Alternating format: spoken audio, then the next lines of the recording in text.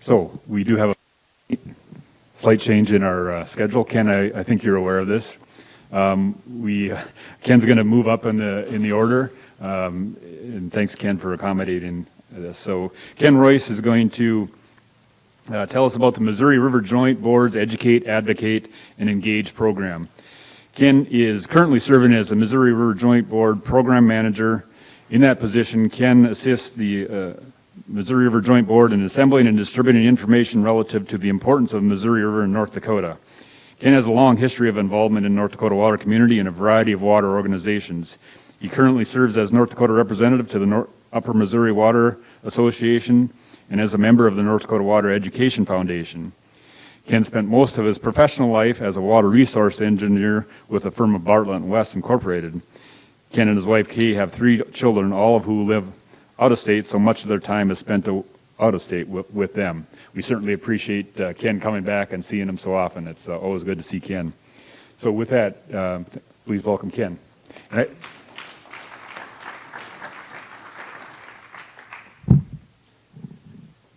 Okay, I'm going to use my time to show a video that we put together last year, but before I do that, I better make some acknowledgments. Wade Bachmeyer is with me today. Wade is our chairman of our Joint Water Board. The Missouri River Joint Water Board is the entity that sponsors this program we call the EAE program, and I think Wade is passing out brochures that'll tell you a little more about it, so feel free to look at those at your convenience. But let's start with the video that we put together last year. You may be interested in this.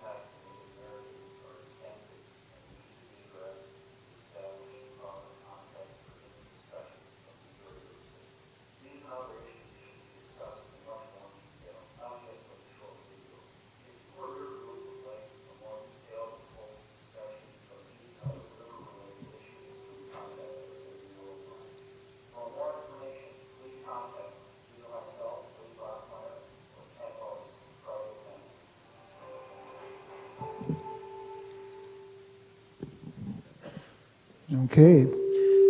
Every time I see that video, I'm reminded of how much longer it could have been, because we cut so much out of that video that could have been and should have been said, but it just wasn't enough time. As it is, it's a 17-minute video, so it's long enough, I think, for most of us to keep our attention. But there's so much more that could be said. The other thing that strikes me when I look at that video is how nice and blue that water is, and how nice and green the adjacent countryside is, and people are boating on it and fishing, and there's wildlife habitat along that river. It's such a valuable resource. So it's great that we're able to show this. Now, I'm not sure how to run this clicker, Danny. Got a few comments I'll make before I quit here. You want to show me the... Okay, gotcha. So by now you know about our EAE program, Educate, Advocate, and Engage. It's a program that's was put together by the Missouri River Joint Water Board, and I've already noted that Wade Bachmeyer is here, the chairman of that board. It's funded 50% by the Water Commission, and 25, in rough numbers, 50% by the Water Commission, 25% by the local water boards that make up the Joint Water Board, and 25% by Garrison. We also had some good contribution from Southwest Water Authority, which we're pleased to take, of course. Our program is funded to the end of this year, calendar year 2023, and then we start over again in 2024. We're starting to line up the funding for that now.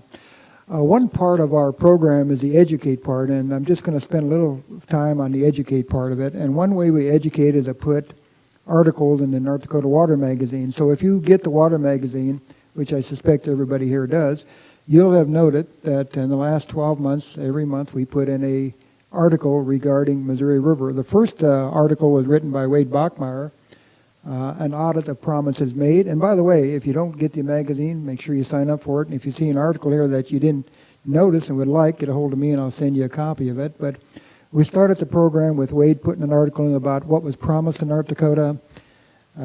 We told people what was coming with the EAE program that followed. I put an article in about Pick-Sloan. They called the 1944 Act the Pick-Sloan Act. It was officially renamed the Pick-Sloan Act in honor of the two gentlemen who put the program together. One was from the Corps of Engineers, and one was from the Bureau of Reclamation, so it's called Pick-Sloan Act.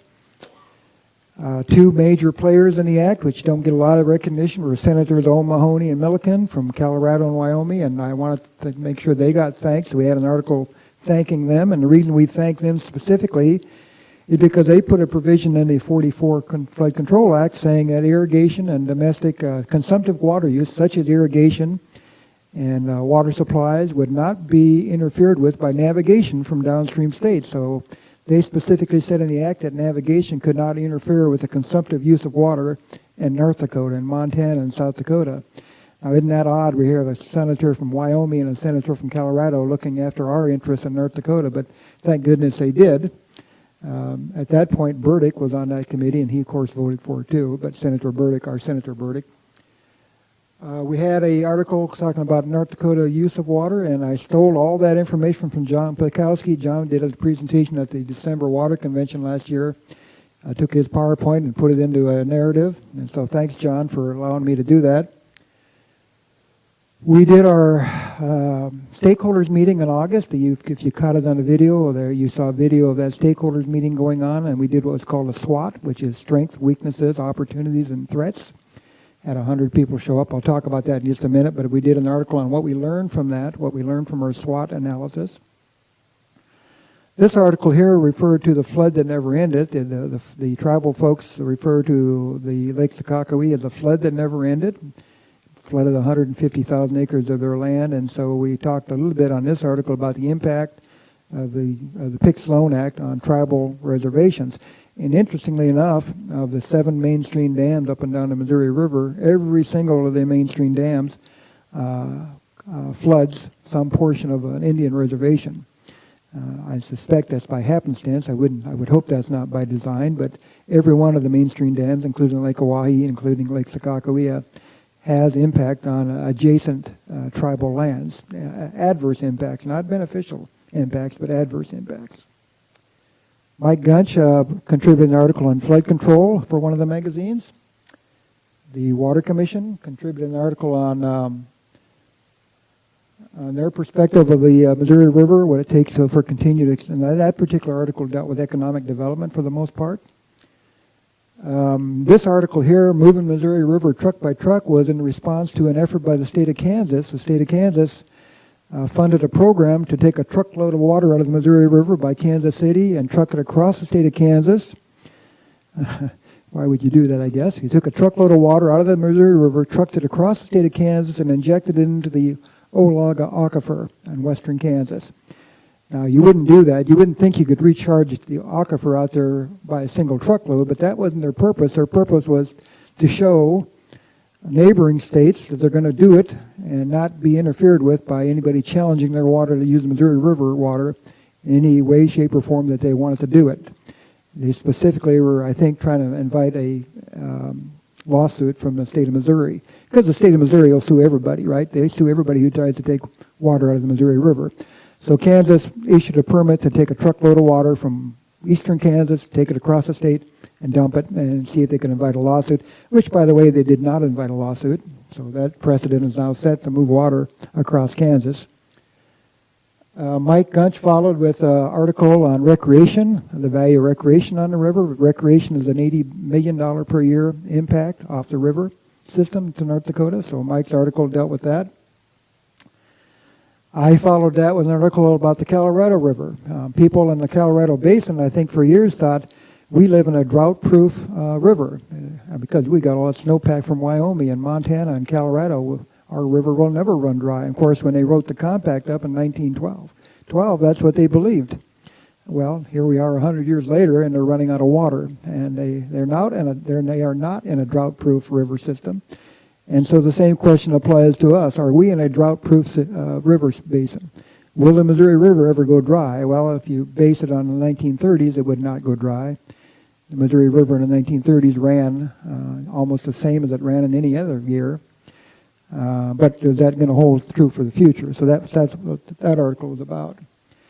This article here was managing the mighty Missouri, and of course the river is managed by the Corps of Engineers, as we all know, with the exception of there's some exceptions. You know, the Bureau of Reclamation has a say in the allocation of water for irrigation projects and for other uses. At one point, the Bureau of Reclamation had a big say in how the power got distributed out of the river system. Now it goes to WAPA. But at one point, it originally was Bureau of Reclamation domain. And of course, the state of North Dakota does the permitting, the water rights out of the river. But nonetheless, the management of the system is the Corps of Engineers. The last article we wrote that was in the paper, was in the news magazine, was an issue of erosion and siltation. In the 1990s, that's all we talked about. When we talked about Missouri River, we never talked about downstream states taking water away from us and us being short. We didn't talk about sandbar habitat. We didn't talk about storage fees. We talked about erosion and siltation. That's kind of faded in the background in the last 10 years, but this article resurrects some discussion on it, and it talks about the impact of erosion and siltation. So did you know, if you read the article, you would know that, did you know that every year Garrison Dam has 45 million tons of sediment deposited in it? And so every year, Garrison Dam loses 0.1% of its holding capacity. And so at some point, that catches up to us, right? We lose that holding capacity of water. So if you're interested in erosion and siltation, grab that article from this month's magazine. Next month, the State Water Commission is going to do a part 2 on erosion and siltation from the state perspective. Now, that leaves us with 3 months left before this program ends. In November, we're going to put an article in the magazine. Let's see if I get my dates right. I believe we're going to shoot for November. We're going to do an article on the value of water versus the value of oil. Would you rather have oil or would you rather have water? If you're a state of North Dakota, would you rather have an abundant supply of oil or abundant supply of water? So the article in the November magazine is going to talk about that issue. And then December, we're going to do kind of a year-end wrap-up of what we've done with the program so far. And that takes us into 2024. I talked a little bit about that SWAT meeting we did, the stakeholders meeting. If anybody would like a copy of the report, that's a copy of them on the left. And those two graphs show how the attendance was. You can't read them very well from where you're sitting, but I will tell you we had over 100 people there. We had representatives from the local water community, water districts, policymakers. The state of North Dakota had different people there from the governor's office and, of course, Department of Water Resources showed up. Legislators were there. County commissioners were there. Those type of folks attended. So we had over 100 folks at that meeting. Oh, I shouldn't neglect to say the federal government had Corps of Engineers people there, and Fish and Wildlife also attended. And that's what the interest was. We also asked people when they came to the meeting what was their area of interest. Most people were interested in water supply, irrigation, economic development. We had good interest in things such as recreation, power supply, and so we had breakout tables on every single issue. I'm going to close my discussion with what Wade talked about in his presentation. That Wade was the narrator of that video. He mentioned it a couple times. The downstream interest in the Missouri River water. He talked about the one interest was taking water into Denver, and that's based on a Colorado River study done in the 1990s. So in the 1990s, which is now getting to be close to 30 years ago, Denver said they needed 600,000 acre feet. That's 30 years ago they said they needed 600,000 acre feet. That's what they were looking at. That's the study funded by the Bureau of Reclamation, which we're not faulting the Bureau. That's their job, right? Repopulate the West and stabilize the West for development. But that study's on the table, and it's been resurrected. Now, it's tried to been resurrected over the years from time to time, but there's never been an urgency as there is now to bring water west as there is today. So that's getting looked at again with a new fresh of eyes. 600,000 acre feet of the water taken near Kansas City. That's where they would divert it, pipe it. They would take it by pipe across the state of Kansas. The state of Kansas has just shown now by their truck-by-truck permit thing I mentioned earlier that it'll at least get across Kansas without being challenged, and then into Colorado. Now, to put this in perspective, Garrison Diversion holds one of the largest permits, with the exception what the state holds. Garrison Diversion has a permit for water out of Lake Sakakawea for about 120,000 acre feet. This would be 600,000 acre feet in 1990 numbers. The second thing that Wade mentioned was the Kansas Aqueduct study. This has been rebranded a few times. This is a Corps of Engineers study to take 4 million acre feet out of the river system to recharge the Ogallala Aquifer in western Kansas. And that's the aquifer that stretches all the way from Texas into South Dakota. So that's 4 million acre feet. And I'll close with this. If you've been following news articles in the West, you can't pick up a paper in western part of the United States without seeing an article about communities running out of water. And those are a few of the headlines that I've just happened to grab in the last year, a couple of months. But any given day and any given paper, you'll see headlines of some community imposing water restrictions or some type of restrictions. Am I running out of time, Dennis? I think I am. So I'll close with that, and thanks for your kind attention.